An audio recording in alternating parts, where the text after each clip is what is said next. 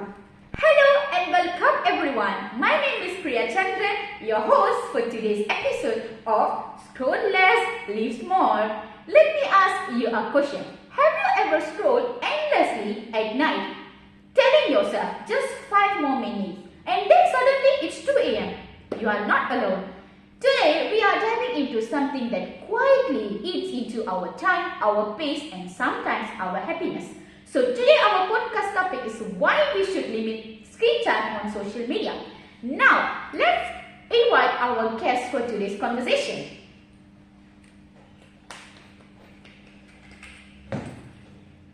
I'm honored to be joined by two incredible guests.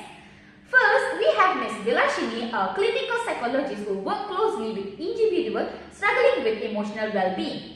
Welcome, Ms. Vilashini. Thank you, Priya. I am so glad to be here. And joining her is Ms. Naomi, a health psychologist passionate about helping people create healthier lifestyle in this digital age. Welcome, Ms. Naomi Espilay. Thank you, Priya. I'm looking forward to this important conversation. That's a great introduction. Before we get into the deeper part of today's topic, let's start simple. As a clinical psychologist, could you please explain us in a simple words what exactly do you mean when we say screen time, Ms. Vilashini? Sure, Priya. Screen time simply means the amount of time we spend looking at screens like our phones, tablet, or computer. It includes things like scrolling, through social media, watching videos, or even gaming. Too much screen time, especially on social media, can affect how we feel about ourselves and our relationship with others. Thank you, Ms. Vilashini. That makes it very clear. So now, Ms. Naomi, as a health psychologist, can you share why social media screen time has become such a big issue in our daily lives? Of course, social media is designed to grab our attention and keep us scrolling because it's so easy to access anytime and anywhere. We end up spending hours without even realizing it. The problem is this affects our health, our sleep, our focus, and even our energy levels. That's why it's important to be aware of how much time we spend online. That's great, Ms. Naomi. Thank you very much for your explanation. Okay, my next question to Ms. Velashini. When our screen time keeps increasing day by day, what kind of impact can it have on our mental health? Okay, excessive scrolling makes people feel anxious, lonely, and depressed. Studies show that the more time we spend comparing our life to what we see online, the more unhappy we feel. The constant pressure of likes and followers steal our self-worth.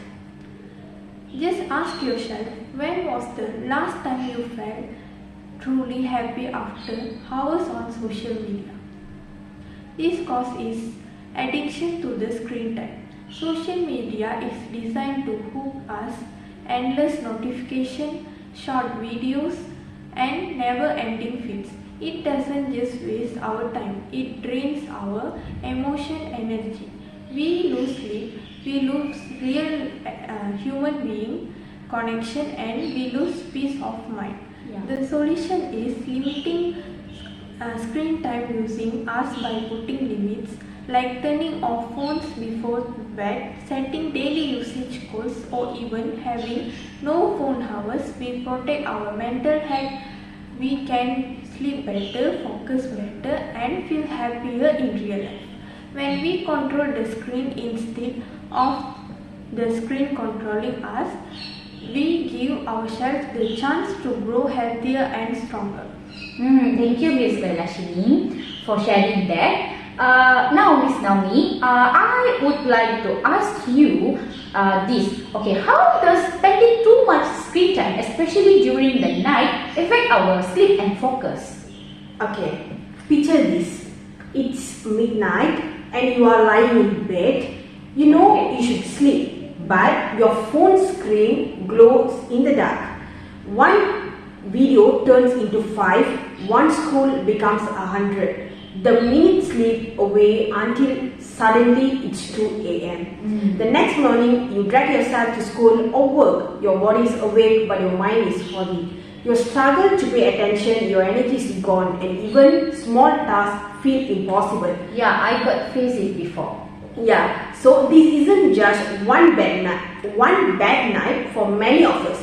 It's every night. The truth is, lack of sleep damages us far more than we admit.